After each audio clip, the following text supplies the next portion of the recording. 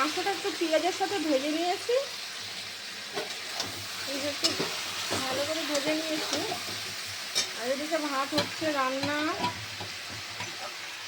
ভাত বসিয়ে দিয়েছি। এই যে আমার বর দেখো সব বাসন মেজে দিচ্ছে, আমাকে অনেক কাজ এগিয়ে দিচ্ছে।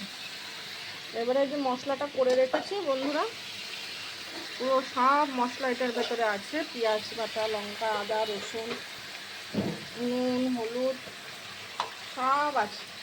এবারে ওটা দিয়ে এটা কষাবো, ভালোভাবে কষাবো।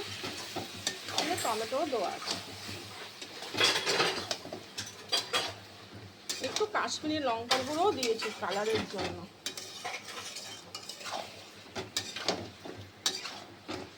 ভালো করে কষানো হোক।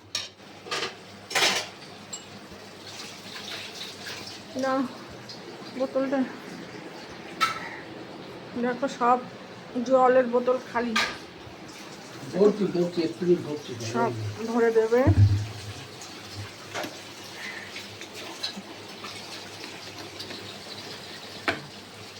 মশলা ধরো বাটিটা জলটা দিয়ে দেবো, কেন নষ্ট করবো বলো বন্ধুরা, কেউ নষ্ট করে? এতটা মশলা লেগে আছে, দিয়ে দেবো। সুন্দর করে কষানো হোক। কোনো কাজ হয়নি, তোমাদের সবার কাজ কমপ্লিট। অবশ্য আমার এই মাংস আর ভাত হলেই হয়ে যাবে। আজকে আরেকটা দারুণ জিনিস করেছি, তোমাদেরকে দিতে পারিনি রেসিপিটা। তোমরা যদি চাও আমি দেবো রেসিপিটা তোমাদেরকে। এটা কষানো হোক। আরেকটা ভালো জিনিস করেছি, দেখাচ্ছি, দাঁড়াও লাইটটা জ্বালা, দেখাচ্ছি। এই যে সে কচু বাটা বলেছিলাম কালকে, তোমাদের কচু বাটা দেখিয়েছিলাম।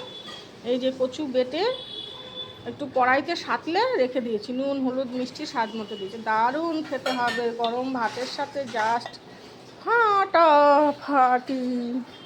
আর এই যে বাজারের ব্যাগ সব ঢালতে হবে, বাজার এনেছে এখনো কিছু ঢালা হয়নি, সব ঢালবো। রোববার আরও দেরি হয়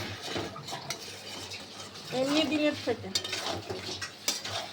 হ্যাঁ, আলুটাও দিয়ে দিচ্ছি কষানোর মধ্যে, কেন আলুটা তো একটু সিদ্ধ হতে সময় লাগবে, যেহেতু মুরগির মাংস সময়টা একটু কম লাগে, খাসির মাংসটা।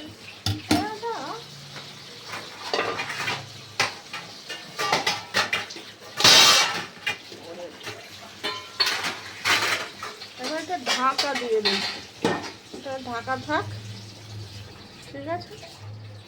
এবারে টাটা বাই বাই। এবার মাংসটা ঢাকা দেখো, ততক্ষণে ভাত হচ্ছে হোক। ভাত প্রায় ফুটে এসছে, ঠিক আছে, টাটা।